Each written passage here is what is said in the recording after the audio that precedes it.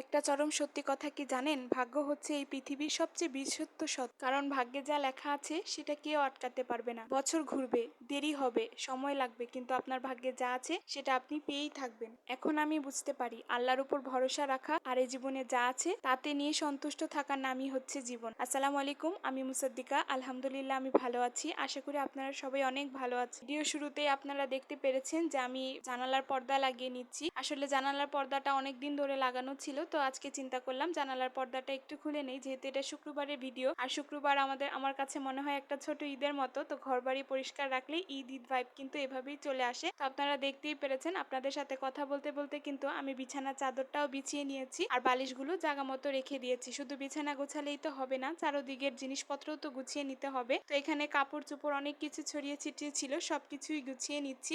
আর আপনাদের দিনকাল কেমন যাচ্ছে অবশ্যই কিন্তু আমাকে কমেন্ট করে জানাবেন। তো আমার শরীরটা কিছুদিন যাবৎ ভালো ছিল না, এজন্য আমি কোনো রকম লং ভিডিও দিতে পারিনি। তো অনেকদিন পর আজকে আপনাদের মাঝে চলে আসছি আমার এই লং ভিডিওটা নিয়ে। ঘর বাড়ি তো গোছানো হয়েছে, তো ঘরটাকে তো একটু ঝাড়ুও দিয়ে নিতে হবে। আসলে ঘর ঝাড়লে কিন্তু ঘরে প্রচুর পরিমাণে একদম কিচকিচ করতে থাকে পাও, ভালোভাবে ঝাড়ু না দিলে নিজের কাছে ভালো লাগে না। তো আজকে কিন্তু সকাল সকাল ঘুম থেকে উঠেছি শুধুমাত্র এই ঘর বাড়িকে একদম ডিপ ক্লিন করে নেওয়ার জন্য। আসলে সব কাজ তো আর আমি একা করিনি, আমার আম্মুও কিছু কিছু কাজ করেছে। আসলে ওগুলি তো আর ক্লিপ নেওয়া হয়নি। তো দেখেন আমার কিন্তু একদম ঘর বাড়ি গোছানো হয়ে গিয়েছে। তো খাটের মাঝে আমি আবার একটা পাপোশ দিয়ে দেই। আসলে পাপোশ দিয়ে পাওটা মুছে খাটে উঠলে কিন্তু খাটের বিছানার চাদরটা অত একটা ময়লা হয় না, এটা আমার ধারণা।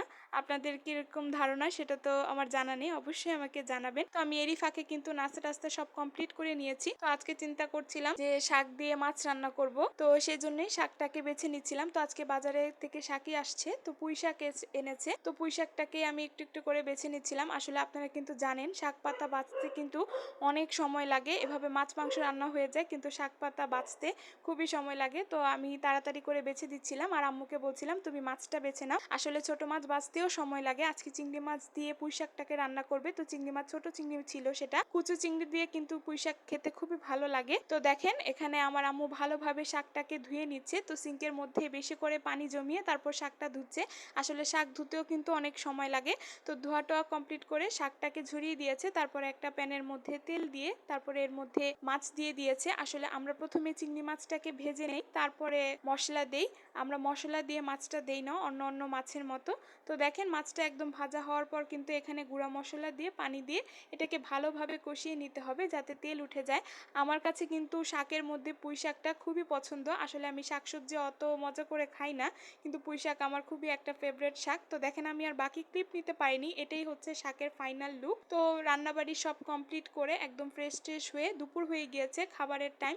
তো এখন মা আমি দুইজনে মিলে বসে গিয়েছি খাবার খাওয়ার জন্য। আজকে কিন্তু পুঁই শাকের সাথে আম্মু একটা শুটকির তরকারিও রান্না করেছিল। এটা এক ধরনের কাচকি মাছের শুটকি রান্না করেছে আলু দিয়ে। তো দেখেন আমি খাবার নিয়ে বসে গিয়েছি। তো আজকে প্রথমে পুঁই শাকটা নিয়ে নিয়েছি, যেহেতু পুঁই শাক আমার খুবই ফেভারিট আর চিংড়ি মাছও আমার পছন্দের মাছ। তো এটা দিয়ে মজা করে ভাতটা খেয়ে নিয়েছি। মাশাআল্লাহ আজকে তরকারিটা খেতে কিন্তু খুবই ভালো হয়েছে। তো এটা দিয়ে খাবার দাবার শেষ করে তা আম্মু বলছিল ফ্রিজে ড্রাগন ফল আছে, সেটা কেটে নাও, তুমিও খাও আমাকেও দাও। আমার বোন আসছিল, তো ও আবার ড্রাগন ফলটা নিয়ে আসছে কয়েকদিন আগে, তো ফ্রিজেই ছিল, আমি আর কেটে খাইনি। আমার কাছে ড্রাগন ফল খেতে ভালো লাগে না। তো আম্মুকে কেটে দিয়েছি, আম্মু খেয়ে নিচ্ছিল। তো এটা খাবার দাবার শেষ করে বিকালে একটা ভাত ঘুম দিয়েছি। আসলে শুক্রবারের দিন কেন জানি আমার অনেক আলসেমি মনে হয়।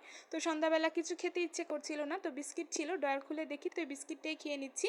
আর আমার এই ভিডিওটা এতক্ষণ পর্যন্ত দেখার জন্য আপনাদেরকে অনেক অনেক ধন্যবাদ। আমার ভিডিওটা যদি ভালো লেগে থাকে অবশ্যই লাইক ফলো করে আমার পাশে থাকবেন, ইউটিউব থেকে সাবস্ক্রাইব করবেন।